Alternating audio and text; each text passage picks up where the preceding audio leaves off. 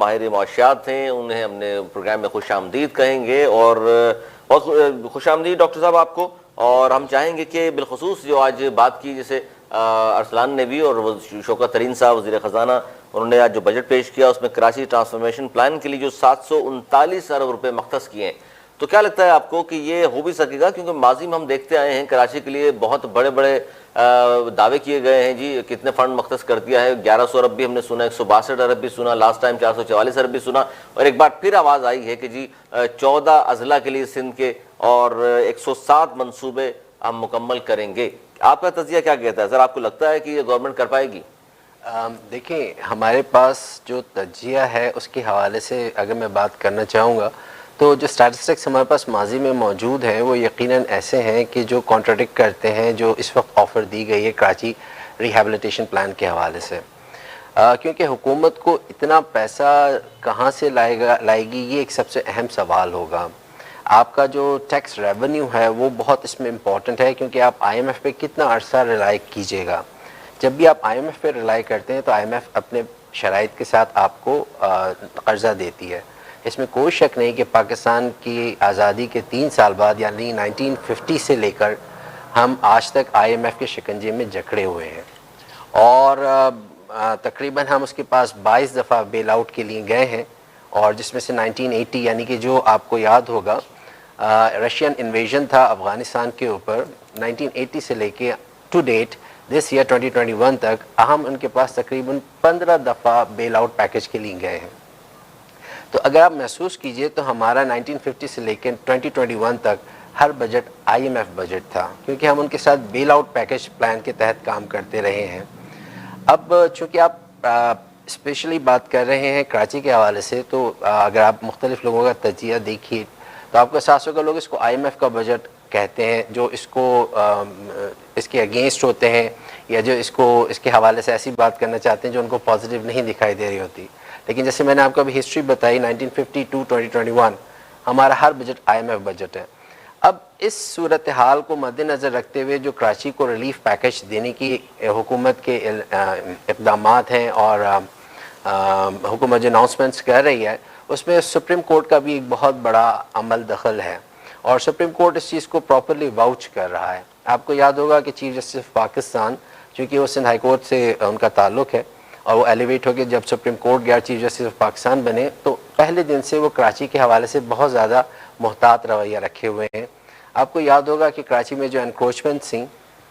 ان کے اگینسٹ بھی جو کام کیا گیا وہ چیف جسٹس آف پاکستان کی ہدایت پہ کیا گیا۔ اس کے بعد جو کراچی سرکولر ریلوے جس کا اعادہ کیا گیا، ریناسان جس کو ہم کہیں گے، وہ کیا گیا، وہ بھی chief justice of Pakistan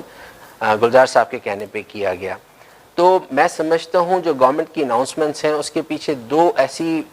powerful indications ہیں کہ ہم سمجھتے ہیں کہ اگر 100% نہیں تو کافی حد تک گورنمنٹ ان چیزوں کو اچیو کرے گی۔ نمبر 1 سپریم کورٹ کا واؤچفل ہونا اس کے پیچھے، اور سپریم کورٹ کا ایک پراپر آپ نے دیکھا ہوگا کراچی سیٹ پہ آ کے وہ ہر مہینے میں 1 سے 2 دفعہ کراچی کی پروگریس جان رہے ہوتے ہیں اور اس کو فالو کر رہے ہوتے ہیں۔ اور دوسرا یہ کہ ابھی جیسے کہ ابھی تھوڑی دیر پہلے ارسلان بات کر رہے تھے کہ لوکل گورنمنٹس کے لیے بھی گورنمنٹ چاہ رہی ہے کہ اس کو بھی فنڈ کیا جائے پراپر طریقے سے، اور الیکشن موڈ میں آ گئی ہے، اور اگلے 2023 میں تو ہم الیکشن میں چلے ہی جائیں گے۔ تو اس سے اندازہ ہوتا ہے کہ گورنمنٹ جو ہے وہ، چونکہ پی ٹی آئی کی گورنمنٹ نے کراچی سے ایک بہت بڑا میجر چنک لیا ہے نیشنل اسمبلی اور پروونشل اسمبلی میں، تو ان کی خواہش اور کوشش ہوگی کہ وہ اس کو مینٹین کر سکے، اگر اس میں اضافہ نہ ہو سکے تب بھی اس کے لیے ان کو کراچی کی ری ویمپنگ پہ توجہ دینا پڑے گی۔ اور جو تیسرا ایک قدرتی فیکٹر ہے جس کے اندر جو خاص طور پہ بارشوں کی وجہ سے گورنمنٹ کو کراچی کی ریہیبلیٹیشن پہ توجہ دینی پڑی، چاہے وہ این ڈی ایم اے کے تھرو تھی یا انہوں نے پروونشل گورنمنٹ کو موٹیویٹ کیا اور اس کو موبلائز کیا۔ تو یہ کچھ ایسے فیکٹرز ہیں کہ میں سمجھتا ہوں کہ جو کراچی کے لیے وعدے کیے جا رہے ہیں ان کو چاہے خوشی سے یا چاہے ضرورت کے تحت یا چاہے دباؤ کے تحت یہ پورا کرنا پڑے گا، کیونکہ آپ کو اندازہ ہے کہ کراچی سندھ کا ایک ایسا شہر ہے جہاں پر آبادی جو ہے وہ ووکل ہے،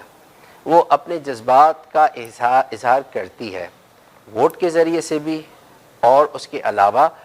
جو ان کے مختلف اجتماعات ہوتے ہیں اس کے اندر بھی وہ اپنے جذبات کا، نظریات کا، پسندیدگی کا اور ناپسندیدگی کا بہت واضح اظہار کرتے ہیں۔ اچھا اقبال صاحب، میں آپ سے سوال کرنا یہاں پر ایک چاہوں گا، مجھے یہ بتائیے کہ باضابطہ طور پر ابھی 739 ارب روپے جو ہے وہ مختص کر دیے گئے ہیں، 107 منصوبوں کا بھی باقاعدہ طور پر وفاقی حکومت کی جانب سے کہا جا رہا ہے کہ جی منصوبوں پر کام ہوگا، اور 2 روز قبل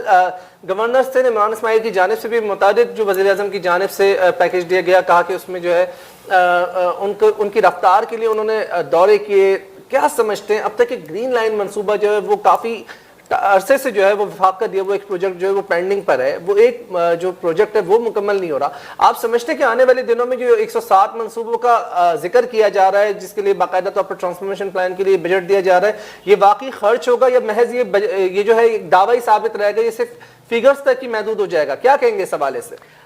اگر آپ ماضی دیکھتے ہیں تو میں آپ کی بات سے اتفاق کروں گا، ابھی تک صرف دعوے ہی سامنے آئے ہیں، حقائق جو ہیں وہ اس کے برخلاف ہیں۔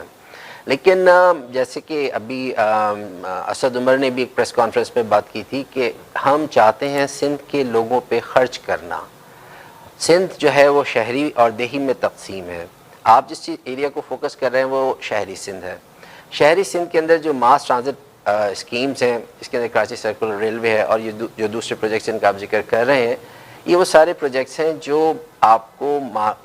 عوام کو دینے پڑیں گے، کیونکہ اگر آپ عوام کو نہیں دیں گے تو اس سے لا اینڈ آرڈر کا مسئلہ بہت بڑا کریٹ ہو جاتا ہے۔ یہ صرف اور صرف کمفرٹ کی بات نہیں ہے، بلکہ یہ ایک ایسا سچائی ہے جس کو آپ جب گورنمنٹ میں ہوتے ہیں تو لا اینڈ آرڈر کو مینٹین کرنے کے لیے، پیس مینٹیننس کے لیے آپ کو ان سب چیزوں کو عوام کو دینا پڑے گا۔ اور میں سمجھتا ہوں کہ آپ K4 کا بھی کہہ سکتے تھے کہ وہ بھی وفاقی حکومت کی ذمہ داری ہے، مگر ابھی تک وہ پورا نہیں ہوا۔ بیسیکلی میں جو محسوس کرتا ہوں، اگر میں مختلف اعداد و شمار کو دیکھتا ہوں یا میں لوگوں کی جو رائے سنتا ہوں، اور یا جو میں ڈفرینٹ آفیسز یا سیکریٹریٹس میں جا کے لوگوں سے ملتا ہوں اور میں جو ڈاکیومنٹس دیکھتا ہوں، تو مجھے احساس ہوتا ہے کہ وفاق اور سندھ دونوں کی خواہش یہی ہے کہ سندھ کو ترقی ملے، مگر ان کا ایک اپنا نقطہ نظر ہے۔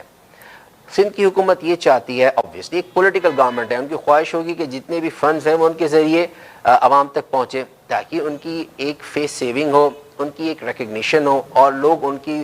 تعریف کریں اور ان کو سر لیکن ہم یہ دیکھتے ہیں،